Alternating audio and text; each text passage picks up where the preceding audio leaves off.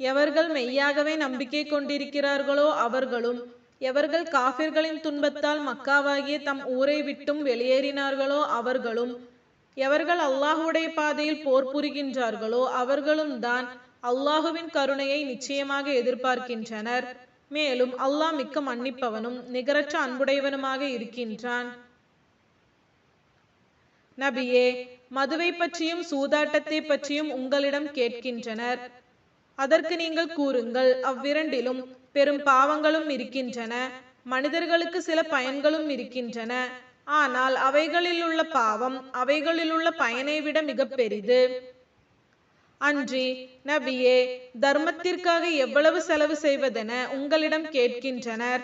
அதற்கு நீங்கள் அவசியத்திற்கு வேண்டியது போக மீதமுள்ளதை செலவு செய்யுங்கள் என கூறுங்கள். நம்பிக்கையாளர்களே, நீங்கள் இம்மை மறுமையின் நன்மைகளை கவனத்தில் வைத்துக் கொள்வதற்காக உங்களுக்கு அல்லாஹ் தன்னுடைய வசனங்களை இவ்வாறு விவரிக்கின்றான்.